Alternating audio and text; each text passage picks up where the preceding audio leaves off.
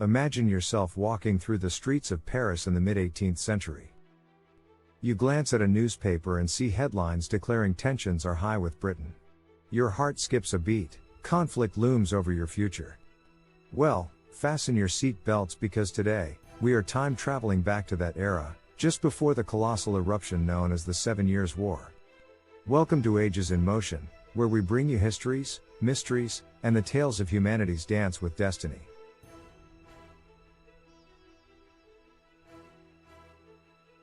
Consider this, it's the mid-1700s, and the New World is not unlike the captivating song of the sirens from Greek mythology, alluring, irresistible, and potentially perilous. As the enchanting melody wafts across the Atlantic, two formidable seafaring powers, Britain and France, are drawn towards it. But much like the ancient Greek sailors, they're not merely entranced by the melody, they're locked in a fierce struggle to reach the sirens first. The New World, with its virgin territories, abundant resources, and strategic ports, was the ultimate prize, the beautiful siren singing her captivating song. This wasn't just a shiny trinket, this was the golden ticket to supremacy, an imperial crown jewel. The British, with their superior naval prowess and burgeoning colonial network, were poised to steer their ship toward this tantalizing prize. They had a vision, an empire stretching from the old world to the new, where the sun setting would only mean it was rising on another British horizon. But across the English Channel, France wasn't merely a spectator in this high-stakes sea race. In command of a vast territory in North America, a region known as New France, they were geared to fight tooth and nail, challenging Britain's claim over the siren's song.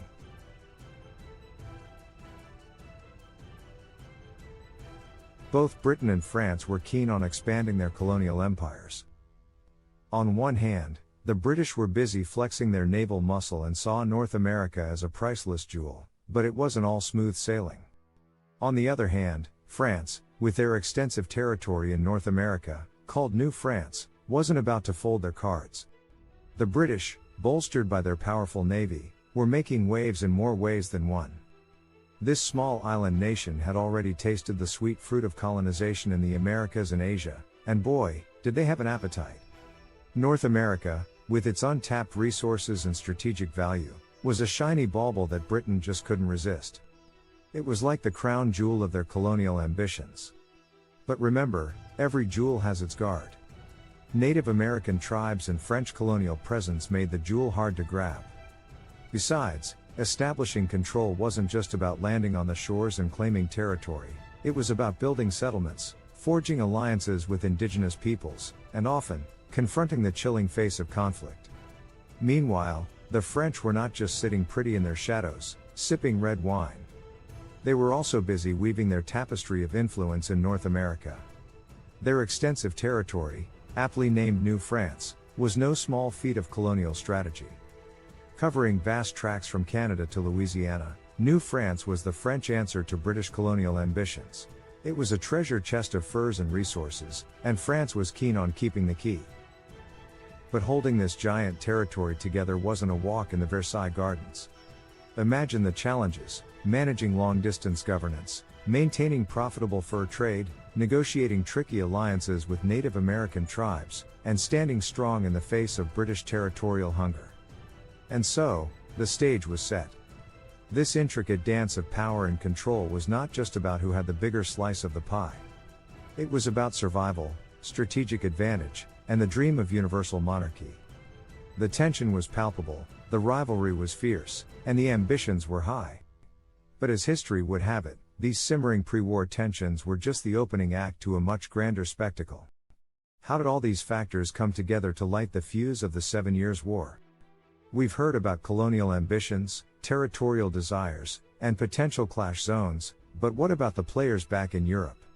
As our tale unfurls, we will unravel how a diplomatic revolution was about to throw a wrench in the gears of the already complex European politics.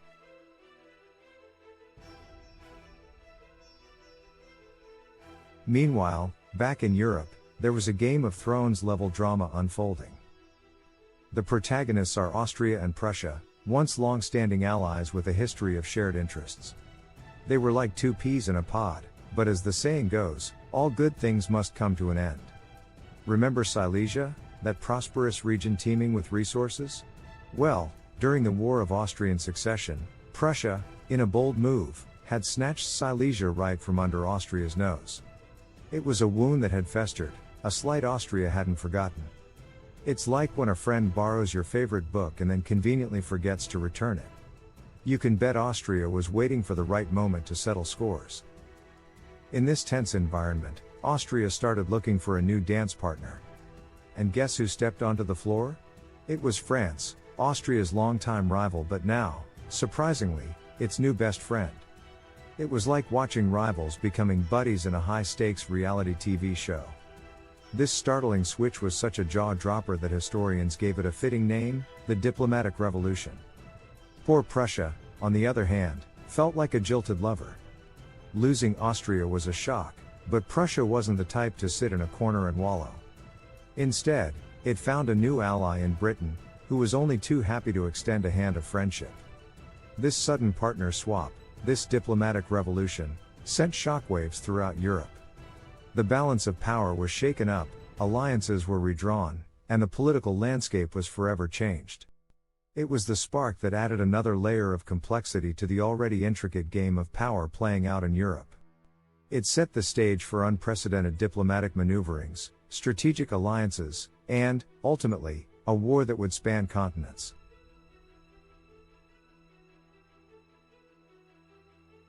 Each country was dealing with its share of pre-war jitters. Britain had a strong navy and a booming trade, but was also dealing with soaring national debt. France, despite its impressive landholdings, was grappling with financial issues. And Austria?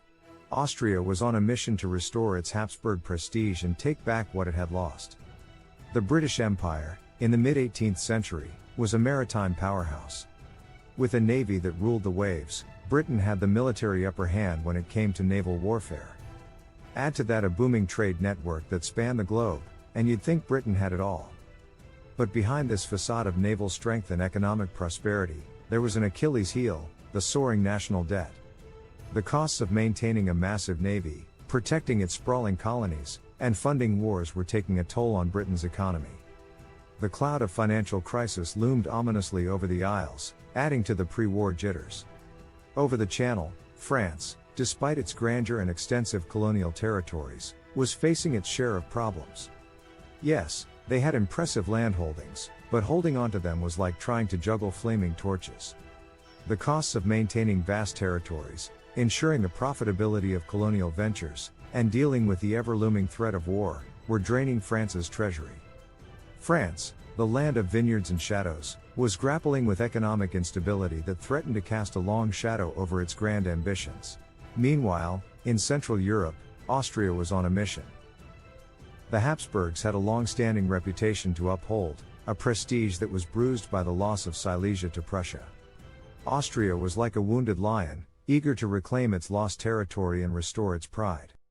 Their political focus was less on economic expansion and more on territorial consolidation and restoration of Habsburg dominance. It was a high-stakes game for Austria, and they were playing for keeps. The economic and political contexts of these countries were as different as they were complex. They were dealing with their unique challenges, and their decisions were shaped by a blend of economic considerations, political ambitions, and strategic needs. The pot was set, the ingredients of conflict were being stirred, and the fire beneath was about to be lit. So, what happened when these national ambitions, economic pressures, and political maneuvers collided? Well, the 7 Years' War happened, a war that would forever change the course of history.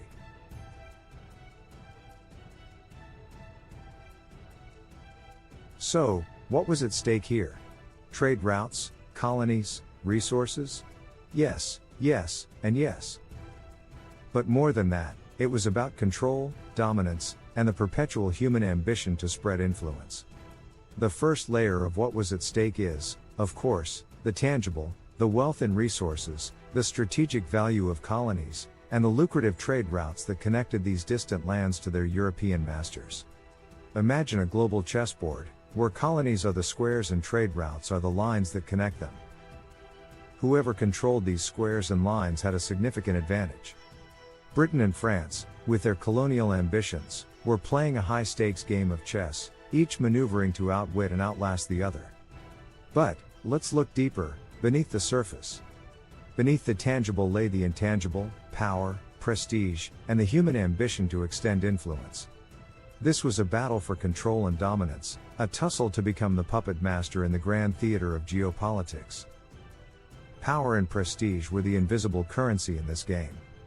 Austria sought to restore its Habsburg glory, while Britain and France aimed to strengthen their status as global superpowers. The stakes were higher than ever, and no one was willing to back down. And let's not forget the human factor. Thousands of lives, both in Europe and the far-off colonies, hinged on the outcomes of this looming conflict. Soldiers, settlers, indigenous peoples, traders, they were all unwitting pieces on this global chessboard, with their fates tied to the ambitions of their rulers. The chessboard was set. The pieces, trade routes, colonies, resources, control, and dominance, were meticulously arranged, each holding immense strategic value.